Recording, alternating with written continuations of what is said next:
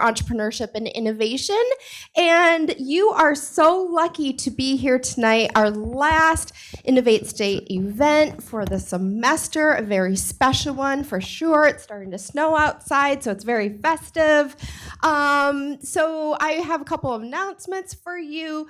Yes, this is our last Innovate State of the semester, but we will be starting again in January 28th. That will be our next one, kicking off the semester with Brittany Rowe. She's a theater major, and she created her own physical game company. So she's going to be really fascinating to listen to. But tonight, we have a special feast for you tonight from Kimchi Box, brought to you by the owner himself, Min. And we have Tomas here, who's going to be moderating the evening. Tomas is a leader on campus, part of the RBC group, multicultural. He has his own DJ business, and he's an intern for the Burgess Institute. So take it away, guys. Let's give him a big round of applause. Check. Go green on 3. 1, 2, 3. All right, I got it. How's it going, everybody? How are you feeling today? Is the food good? Make some noise if the food is good. All right, everyone's mouths are full. Looking forward to having a good dialogue. Sorry about that. Today with Mr. Min, the one and only. So yeah, I guess before we get started, we have some homework assigned to you all. So we're going to recap and go back to this homework towards the end of our dialogue. But I challenge all of you guys to come up with a one-sentence mission for like a regular fast food chain brand. So just come up with a mission, try and test your creativity, entrepreneurial spirit, and then we're going to come back and hear from you about what your mission is to help Min and get your input on that. So without further ado, I'm Tomas Teo, your neighborhood Broad student here. And yeah, I'm excited to have this dialogue with you. So we're going to begin. I know you guys are tired of me talking, so we're going to begin with Mr. Min. So if you want to just introduce yourself, Min, what year you graduated, and yeah, kind of like that transition from MSU to Kimchi Box. Yeah, you got it. Hi, can you guys hear me? Yeah. I graduated here in 2017 with a degree in supply chain management. I then went off to do consulting for a bit at KPMG in Chicago. I was in their operations field. It was a really good experience because I got to go to a lot of different companies and see how they operate, work with leadership, tackle different issues and problems in the supply chain field. But it wasn't really my calling. I grew up in a restaurant family, so it's just what I knew. And during the pandemic, a lot of restaurants closed. So I saw an opportunity to take over closed restaurants for minimal capital. So in 2021, I quit my job in consulting and I started Kimchi Box, a Korean fast casual restaurant. I've since grown it to 9 locations in Michigan and planning on expanding more. Great. Yeah, what would you say? So it was the peak of COVID. You just entered into the workforce after Broad, like the regular plan, go and, do your academics and whatnot, here internships, get the job, and then the rest is history. So did you have like any apprehensions? Like what was your philosophy that motivated you during that time of like chaos during COVID and then exiting a full-time job into the entrepreneurial journey? Yeah, I think I tell all the people that kind of work in my restaurants this as well. They're all college, high school kids and stuff. But really try to take advantage of every opportunity that you see in front of you, especially like soft skills, like being charming or being able to get what you want or being able to work with people. These kind of skills, they'll all help you in the long run. So even when I was consulting or working at a restaurant or starting my own restaurant, I've always, every day, tried to like get better at the things that will help me in the long run. Okay. I think that's what I focused on. At MSU as well. I would really,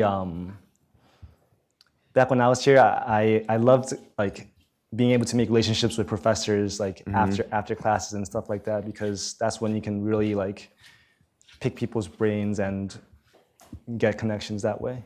Nice, nice. So would you say, you'd probably say that you encourage young entrepreneurs or anyone that's looking into entrepreneurship to embrace volatile times and use that as an opportunity to grow? Would you say that? Yeah, I think a lot of people think like, when I start, I'll be ready, or when I start, I'll start doing blank or start being more active or whatever. But you should start right now, because you don't know when the opportunity will happen. So I would say just immediately, even if you don't start your own business, start working on yourself to get ready for that business or opportunity that comes to you. Okay. And then I would say, so with Kimchi Box being representative of your Korean heritage, how have you been able to like preserve that heritage and spread it to everyone, to influence in a positive way everybody in a corporate setting? Yeah, like my favorite thing is when I walk into a restaurant, Kimchi Box, and I see like American blonde people just eating bibimbap, which is a very traditional Korean dish with a variety of vegetables. And they have the bowl up and they're scraping the food. That's my favorite sight. So like my mission and my goal is to really push the Korean way of dining and the Asian way of dining into American culture and really integrate into this country. Great. So Yeah. it's been fun. Nice. And speaking of favorites, what's been your favorite dish? I know we were talking about it earlier, but I want to share with everyone at Kimchi Box. My favorite is for sure, I think, the fried chicken. I really like the popcorn chicken. It's double fried, crispy, easy to eat, flavorful. Yeah.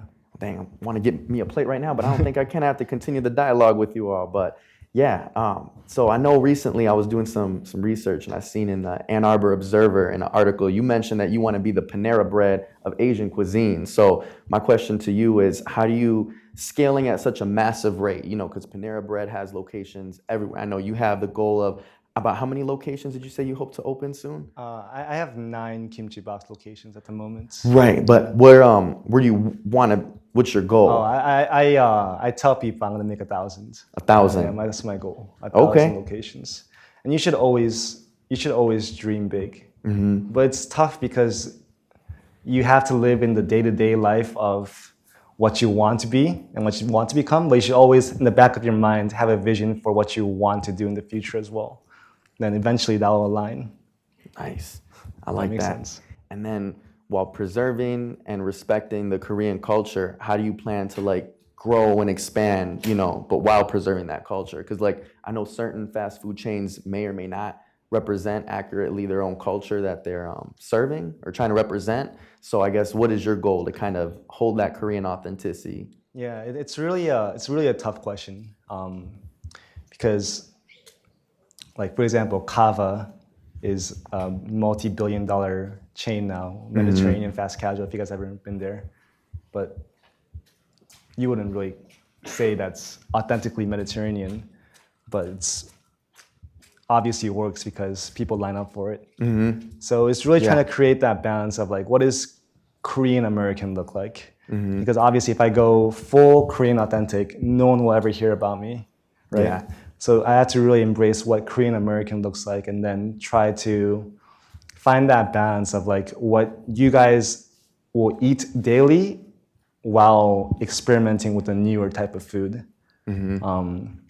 That's really the key to expand, is to have everyday people be obsessed with your food so you could eat it daily. That's key for fast casuals. Nice. Okay. And then what was I gonna say? Mention here, as far as that first jump, like from KPMG into the Kimchi Box, what was like one of the? I mean, COVID obviously was scary. You know, all those different emotions and events that were transpiring during that time. But what was one of the ways that you pushed through those scary moments? I know taking that step, that initiative, like you said, when you're young, you just mentioned that everyone was away. But what other feelings did you have to combat those beginning challenges? Yeah, I think it's cliche, but at that moment, I didn't think it was that much of a risk. Really? Because this is actually my advice to everyone who wants to do a business. You should do both your day job and your business. because I was still working at KPMG taking calls and also at night going and frying chicken. Wow. Because it was COVID, so we weren't traveling, so it was advantageous. I had to stay home and work from home, so I was able to kind of work on my restaurant, help at my mom's restaurants too to see like what works, what doesn't work, and then after a few months of doing both jobs, I got to see, okay, this is going to work. So then I quit and then did full-time Kimchi Box. Gotcha. Now, paying attention to like revenues and business growth, things of that nature, was there a certain area where you're like, okay, Excel sheets, numbers, whatever have you may be looking great, so now we can take that step to leaving KPMG and go into the business? Was it like that, or was it just that, like Nike, just do it, take that step? It was, what was that like? I think business is all just about the vibe. like Excel and stuff. I don't even look at. I don't even look at it. I just look at my guests and their faces, and if I see them again, or like their how they feel towards the meal. That's basically what hit me as like, okay, this can work. Okay. Yeah, I really didn't look at the profit margins or sales or anything like that. It was more like, do people come in? Do people look happy? Do they come back? And that's really the key for most small businesses. I agree. Word of mouth is like the best marketing that you can get, for sure. So I know you mentioned that your family was in the restaurant industry before. So did having family members in it, did they give you any advice in terms of like recipes, how to organize the daily operations, or what did that kind of look like? Yeah, for sure. Like my family being in the restaurant industry helped me tremendously because I since like 10 years old, I worked at restaurants. Wow. I was busboy, dishwasher, like the whole Asian like kind of trajectory of like work. In the summers, I would be a waiter. So like I just knew what the restaurant world was like, and them kind of already doing it helped me with recipes, staffing, operations, the know-hows. It was very useful. Okay, nice. And I'm sure that the education that you had with that hands-on experience in the restaurant world helped you with expanding from one location to now multiple. So Correct. I know that in the beginning stages, I'd seen that it was a $50,000 capital to start. That was the catalyst for Kimchi Box. So with that, that investment, I know that of that size is kind of rare in the restaurant world. So what steps did you take that helped stretch that capital to help Kimchi Box grow? Like what was I know you mentioned real estate had a role too. Let me like go 2 steps back and explain the 50,000. Okay. So basically, in a normal cadence, when you want to open a restaurant, you go to like a lease agent and you find a space and you start building from scratch. And usually that build out is $600,000 to like $1 million to build a restaurant. But during COVID and even now, there are some restaurants that close that are unable to take the infrastructure with them, like the hood systems, chairs, tables, fryers, etc. So I was able to get into a restaurant space that had all the equipment there already.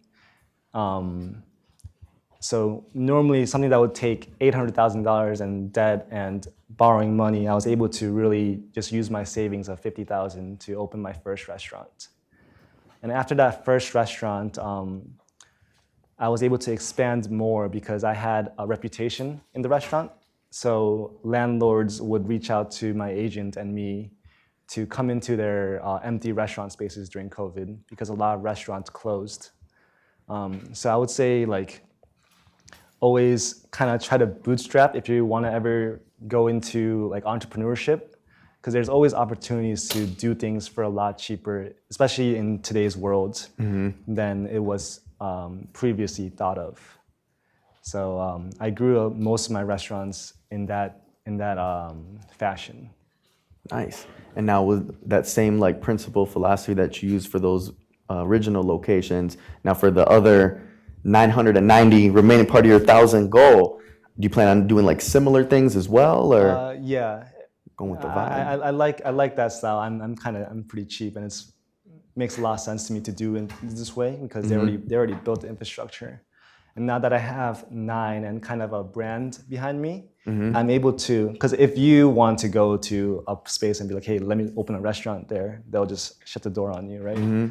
But if I go, like I have 9 already, so I have the opportunity to expand more because they believe in the concept.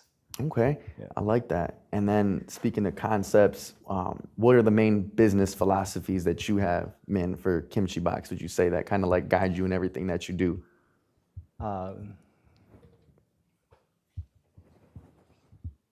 Getting philosophical here.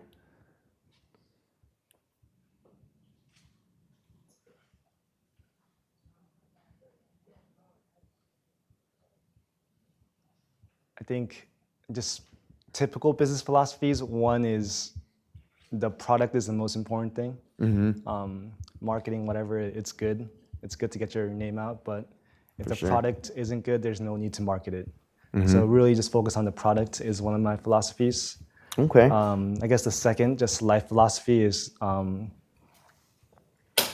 you have to make profit. I think a lot of startups and culture these days is make profit later, and I understand that business model. But if you are going to be brick and mortar or retail or sell clothes or whatever, you have to know you can't bleed out for too long. Right. Yeah. That makes sense.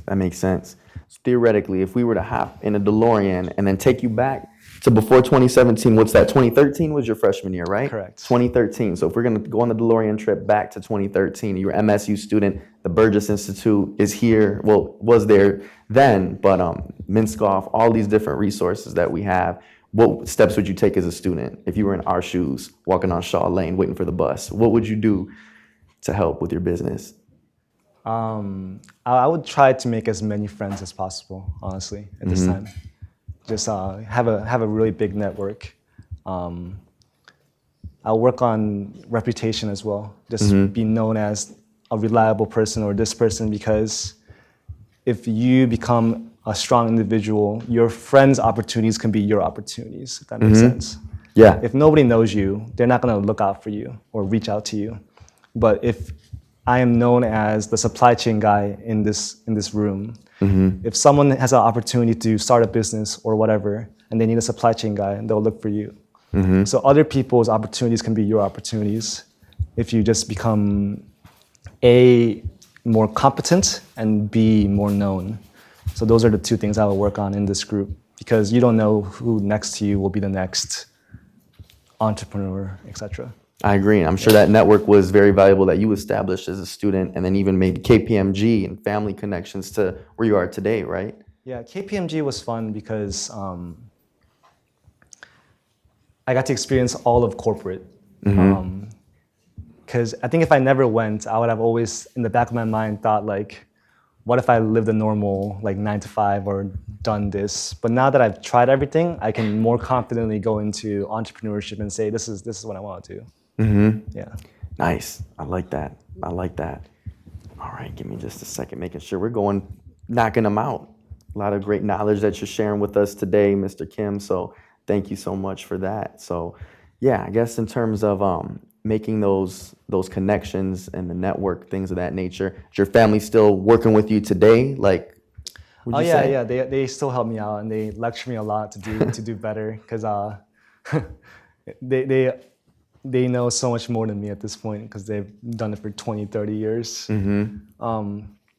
But in terms of network, I think my network is more, in the restaurant world, your network is your realtors, your landlords, potential landlords.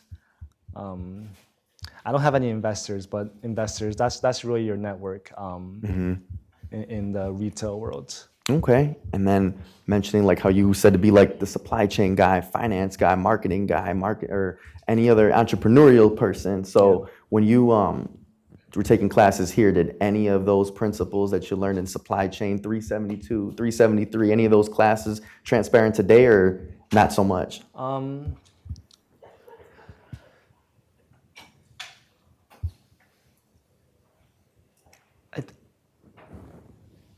It's, for me, like flashbacks So like I recently had a problem with inventory. We ran out of something. And kind of flashed back into sitting in a class about safety stock.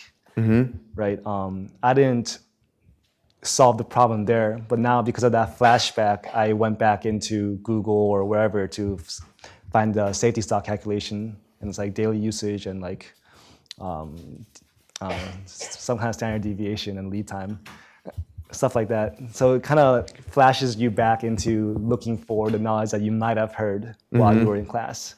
Nice. So yeah, I think supply chain did help, but the best thing to do is to hone your soft skills. Yeah. And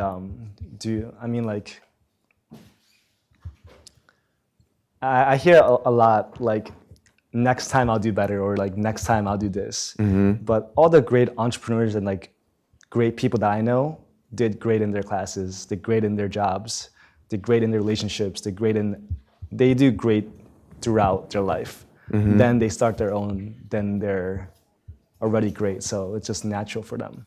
I like that. Yeah, I like that. I hear a lot like, when the opportunity comes, then I'll do blank. But all the great entrepreneurs, they were already doing good in their supply chain 341 class or whatever. Yeah, I hear you. The trauma. Well, not trauma. It's great. It's great, interesting classes for sure. So just the exam parts, I get a little stressful. But who's like your restaurant or just overall business inspiration, role model that you look up to, like on top of your family? Whom else would you say? Like the goats of restaurants? The goats of restaurants, yeah. Danny Meyer is up there. He does Shake Shack. Okay. But he also does 11 Madison Park, which is like the 3-star Michelin. That's where he started. So he's able to do Michelin and Shake Shack. Shake Shack. So it's like very like, he can do both worlds very well. And I'm going towards that as well. I have a steakhouse coming in Novi to do more luxury, and then I'm doing a bakery in Ann Arbor called Ondo. Nice. So I'm doing other projects. I'm trying to be like Danny Meyer, who's like the king of hospitality. Another one, I forgot his name, but he does Alenia in Chicago with a 3-star Michelin. But he also does Alenia, and he founded Talk, which is a reservation system. So he went from restaurant to tech, which was a pretty impressive situation or transition. Nice, like that. So with Kimchi Box now, and then eventually the steakhouse and the bakery. Yeah. Sorry, I'm getting hungry, everybody. And then eventually, do you see yourself like expanding in any other types of like entrepreneurial ecosystems? I'll probably just stay in those three. Nice. Try to expand to other states or etc. Okay. Now, I'm sure being a restaurant owner yourself, when you go to other restaurants, do you like pay attention to like, oh, this is the service that I'm getting, like this could, inspire me for my business, or vice versa, like this is what they could do better to improve their systems? Like, what's like the restaurant owner mindset? Yeah, I mean, I go to the same restaurants all the time. I go to Burger King, Texas Roadhouse, stuff like that. I don't really go out that much. Gotcha. But I do notice like Texas Roadhouse to me is like one of the greatest of all time as well. Really? Like, yeah. How so? Like the consistency, the vibe. I call it the what the heck moment. All great entrepreneurs, they create what the heck moments for customers. So like when I was 8 and I walked into Olive Garden, that was like a what the heck moment. I'm kind of dating myself, but back then Olive Garden was like the biggest thing. It's a 2-hour wait to eat at Olive Garden. Really? And Wow. it's really, it was the first of its kind where you walk in and it just seems like you're in Italy, almost. Like endless breadsticks, it's like the first of its kind. I think Texas Roadhouse emulates that kind of environment. When you walk in, this is what American culture is. I respect those businesses. Nice. Yeah. And then that's your goal, is to promote that authenticity of the Korean culture by making it feel like when you go to the establishment, you're going to Korea. Correct. I'm really trying to create like the what the heck moment for guests when they arrive.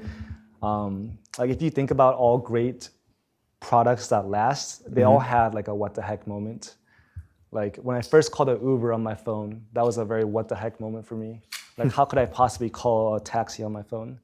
Or when I first used the iPhone, that was a what the heck moment. Every great product in your life had a what the heck moment.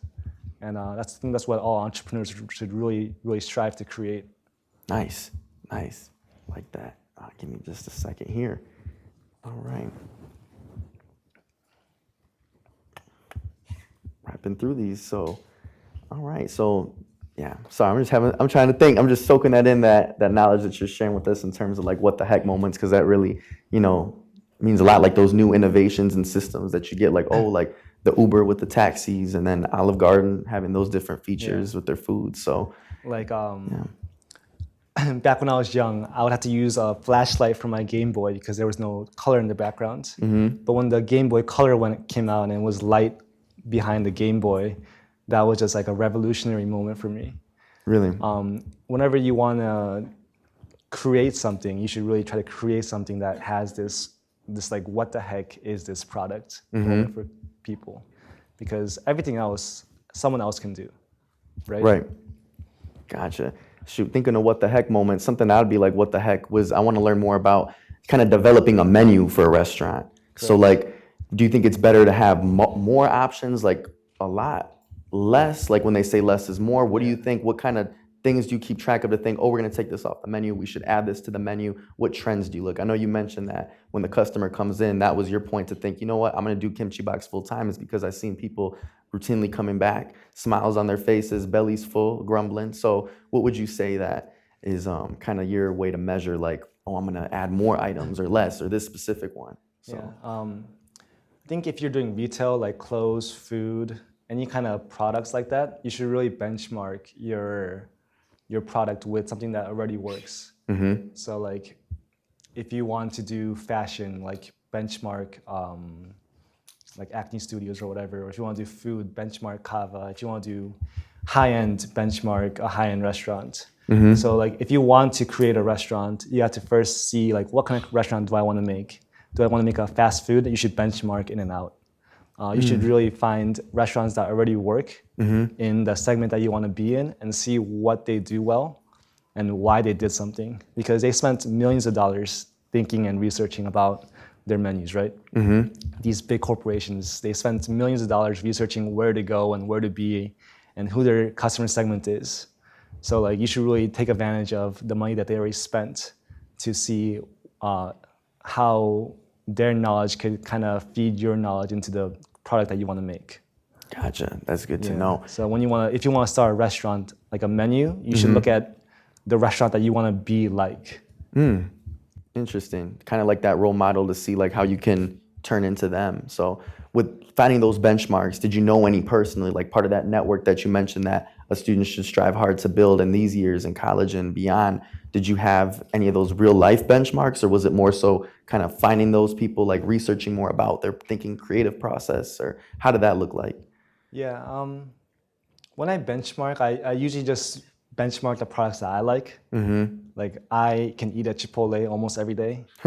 I can see like the addiction part of it, and I can see how it's a daily eatable food. So I benchmark products that I myself enjoy. I think that's how I usually do it. Nice. Like Shake Shack, I like their burgers. Yeah, me too. Chicken sandwiches are wonderful. But let's hear from the audience. The food tasting good? Y'all liking it? All right, everybody's full. All right, shoot. Well, you know what? We'll do a little break into the interactive activity. So anybody, just raise your hand up and give us your mission for a fast food chain. What would it be? And it could be any like product. It doesn't have to be food. Yeah, if you want to do like a clothing or whatever, anything retail, I'm pretty good at. Okay, and Min's gonna give you his honest feedback, his Yelp review. So anybody? Got the mic.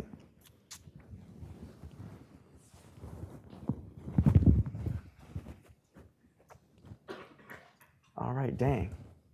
Everybody too busy putting I'm gonna get some of the sushi, some of the tempura shrimp. Okay.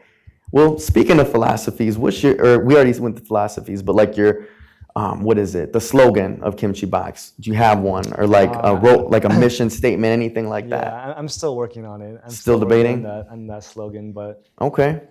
I don't know. I personally have never gone to a restaurant because of a slogan. Because of how the food tasted. Yeah. So. Yeah. I think some revolutionary ones was probably Subway, $5 footlong. But I don't have anything like that. Okay. Gotcha. Was there any questions in the meantime? What inspired I wanted to seem Korean and also fast casual. Kimchi is like the national kind of Korean image, and box seems very fast casual and not too full service. So Kimchi Box made a lot of sense. I was also sitting at home, and my mom has a refrigerator only for kimchi. It's called the kimchi fridge. And then I was just looking at it, and I just thought, this is a kimchi box. So that's why it's called Kimchi Box. Nice. Got a hand all the way in the back, right there. I guess just how do you maintain like consistent food quality at all your 9 locations? Because you yourself can only be at one location at once. Yeah, it's really tough. I've started using a factory. I have a factory in Novi that kind of distributes sauces and things that are hard to control. But I'm trying to this day to find the answer to consistency. National chains, they also just distribute and makes it easier, but it's also hard to maintain quality as well as just efficiency. So that balance needs to be there. Gotcha. Excellent question. Anyone on this side of the room here? We still eating and thinking? Okay, we're still eating and thinking, but we got one. I was looking at your locations and one was at Kimchi Box Plus. Correct. What's the... So Plus is Korean barbecue. It's a full service restaurant, so you get to experience the Korean barbecue-ness of Korean food. A landlord contacted me saying that the space was available and it had all the infrastructure, but it was very close to my Plymouth and Novi locations. So I thought I would try something else and try something different, which came with Kimchi Box Plus, which is the Korean barbecue style. And now I'm transitioning into more full-service steakhouse to get into the luxury portion of my portfolio. Nice, nice. Now I'm sure you have a benchmark. What would the benchmark be for the steakhouse and then the bakery? For the steakhouse, I think there's a Korean steakhouse called Got in New York. Mm-hmm. It's very popular now over there. I look at him a lot. For the bakery, Tate, which is in Boston. Yeah, in like Boston, DC area. Mm-hmm. He's very good. He's actually the founder of Panera. He left and started Tate and or invested in Tate. Wow. And it's doing really well. But I think a lot of my benchmarks come from my culture as well. Like I am from Korea, and in Korea, bakery culture is huge. Mm-hmm. Every 5 steps, it's a bakery. And Asian bakeries are a little different because it's more interactive, where you kind of choose the baking goods that you want on your trays. Mm-hmm.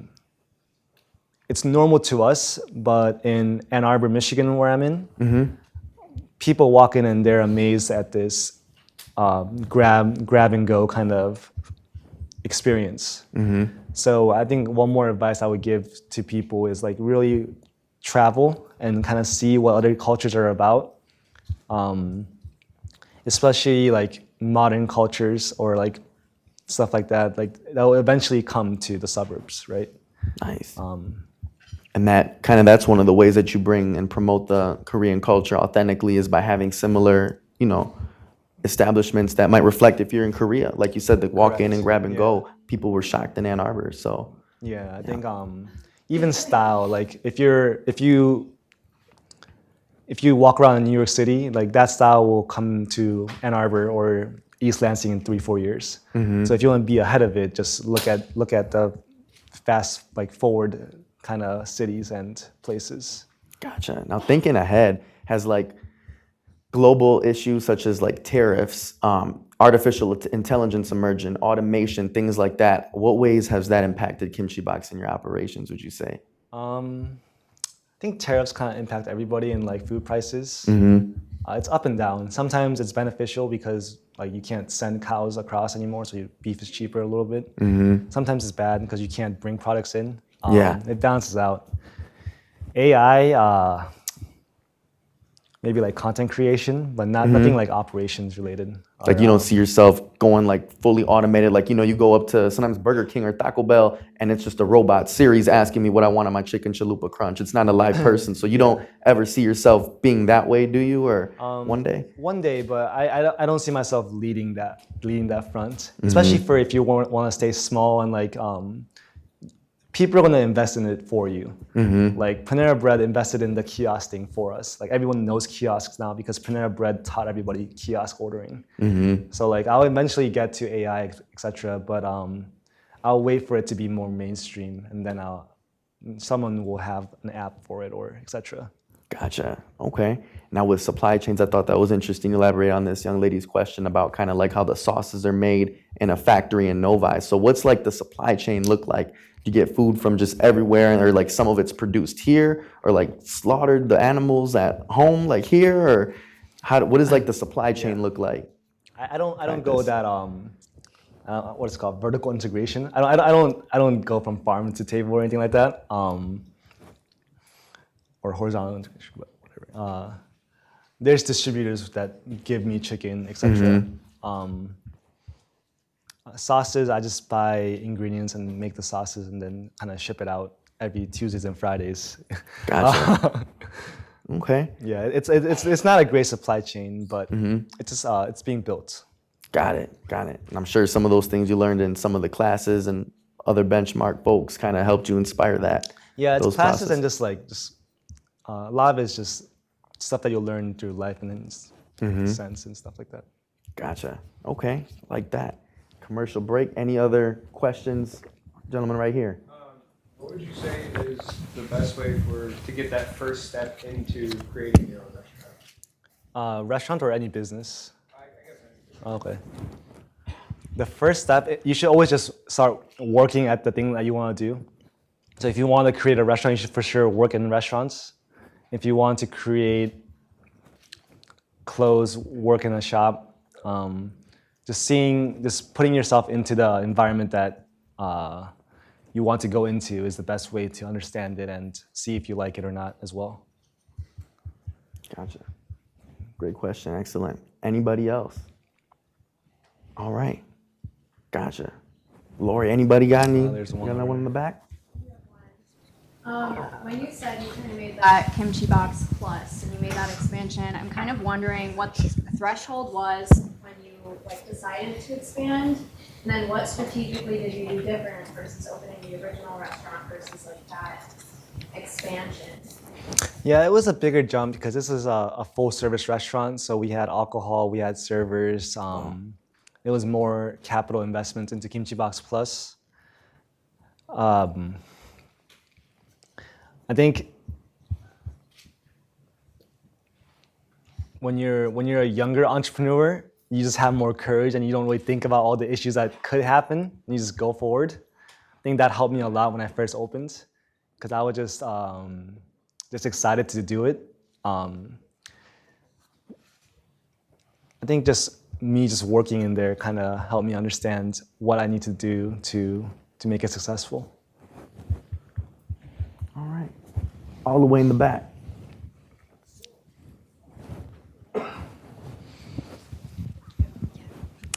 How did you determine where to place all your restaurant locations? Like what factors went into that? Yeah, that's a good question. The biggest factor was the availability. Like if there was a space available that had restaurant infrastructure, I would look at that primarily. The second, I try to go similar to where the brands that I benchmark go. Like my kimchi boxes are basically all next to Chipotle's because we serve the same kind of market segments. I think in all business, you kind of want to be where everyone else is. You don't want to. You're not the genius who cracked the code on the perfect location. There's all these big chains that spent millions in that research for you. So. Gotcha. I guess on that topic of like real estate and locations, would you say the real estate sometimes matters? I mean, obviously the quality of the food, but does that sometimes matter more than the food is like accessibility, like where your restaurant is strategically placed? Like, have you ever had those thoughts cross your mind? I think location is probably the most important factor in business. Gotcha. Yeah, in not just retail. Like if you want to be in AI, go to SF. If you want to be in finance, go to New York. Location matters for everything you do. Gotcha. Now evolving like with Kimchi Box Plus, we had some questions about that, and then the steakhouse and bakery. You know, I know some restaurant chains will enter the retail space, like in grocery stores. Do you see yourself ever entering into that market, like Kimchi Box Sauce Plus, or I don't know about Plus, but you know, like the Kimchi Box Sauce at the grocery stores or anything like that? Yeah, I mean, I'll do most things for money, but I haven't thought too much about it yet. Gotcha. Yeah. Okay. But I think that kind of stuff comes naturally as your brand grows. Yeah. If I had 1,000 locations, I'm sure Meyer will call me up and say, "Hey, do this." Right. But that's all of life too. Like, there's stuff that you want to do, but what you should do is just work on yourself because eventually, the opportunities will come. Gotcha. Yeah. Gotcha. Now with like limitations and things like that, what have been like, I know we had discussed like during COVID what those challenges look like, kind of how you push through those, but what have been like some current contemporary challenges you've had as a firm? I think when I was first starting, everything was like a cute problem.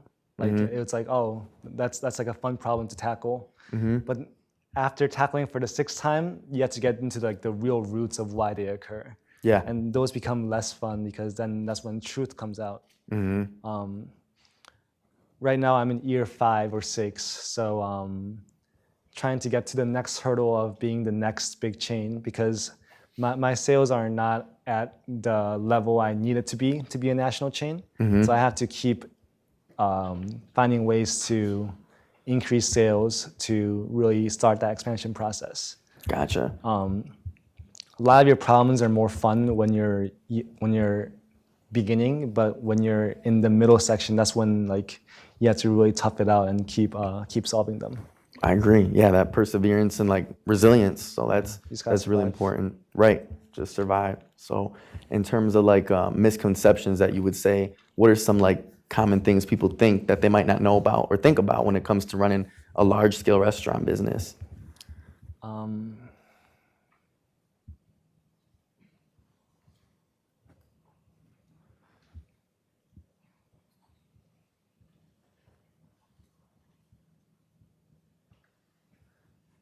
I think a lot of the biggest misconception in business itself is like the difficulty it takes to start.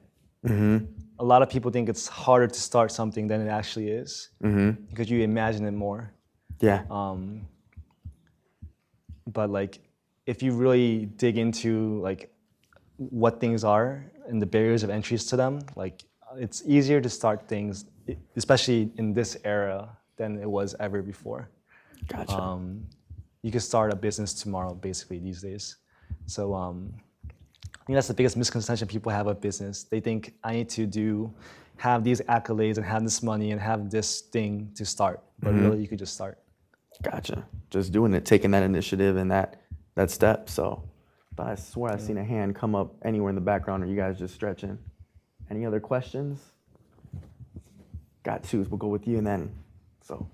I was wondering, how did you formulate the recipes for some of the dishes you served at Kimchi Box and even at the bakery that you were talking about earlier? For Kimchi Box, it's a lot of the family recipes and kind of like scrolling Instagram and seeing like, because there's really good recipes on Instagram actually. Seeing like what's hot, what's popular, what's trending. For the bakery, I hired someone from Vancouver. He's a renowned pastry chef. Because that's an area I have no expertise in.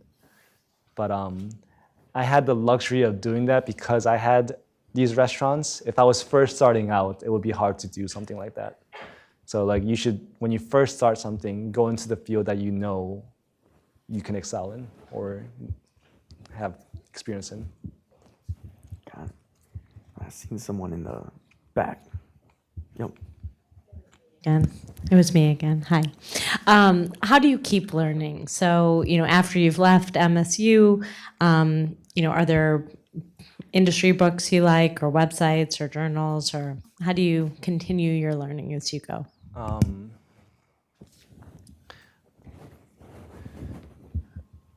I drive a lot, so I listen to a lot of podcasts. Some that I like is Founders. It's about business. I also like a lot of history podcasts, like Dan Carlin's podcasts. History is really good because, like, honestly, people haven't changed that much over the last 200, 300 years, like in like the way they think or in their hearts. So it's bound to repeat. So just knowing people and history is always just good to have in your repertoire. I read a lot. I don't really read a lot of business books, but I read a lot of manga, and like it helps me like broaden my perspective and like kind of like escape the world a bit. I recommend reading for everybody. It's very. There's a lot of people who are just really smart that write all the time, especially blogs. Yeah. All right, I'm gonna get to my final question and then I'll open up to you all and then we'll get rolling with everything. So in terms of like thinking about like legacies, 20, 30 years from now, what do you want people to remember Kimchi Box as? What kind of legacy do you want to leave?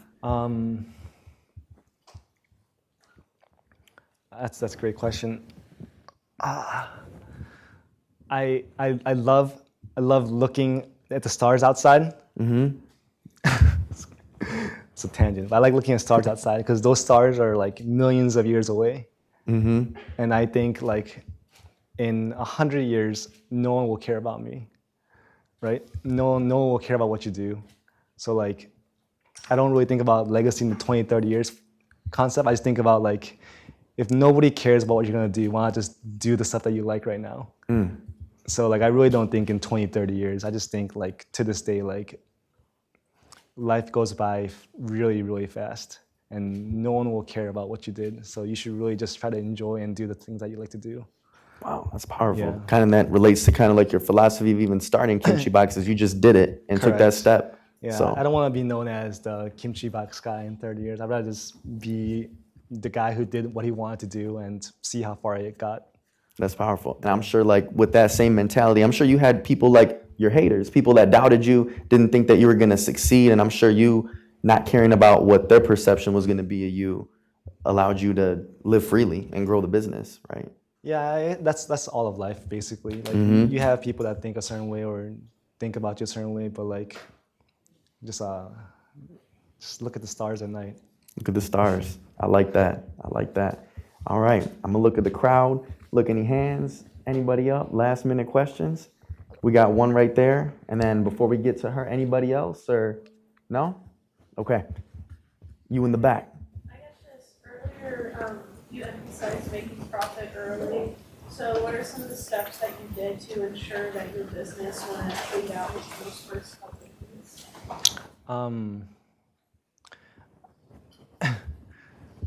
I don't know the jargon, the technicality on this, but let's say if your margins are 20%, if you sell $1,000 worth of product, then you earn $200, right? If you cut costs by $200, it's the same thing as making or trying to sell another $1,000. So like the costs go direct to the bottom line. So it's always important to look at your costs first. Be as lean as possible, and you should work as much as possible in your business. That way you can just see how lean you can be. Yeah, whatever it takes for the bottom line or whatever the jargon is, but yeah. All right. Well, I think that's a wrap. That was a solid conversation, solid food, vibe, just like you said. Life is just about vibing at times and just going with your own pace. So appreciate that. That's it, everyone. If you want to ask Mr. Min any questions, you're more than welcome to. So he'll be right over here for you. Get some seconds, too, but save me some. No, I'm just kidding. Not really.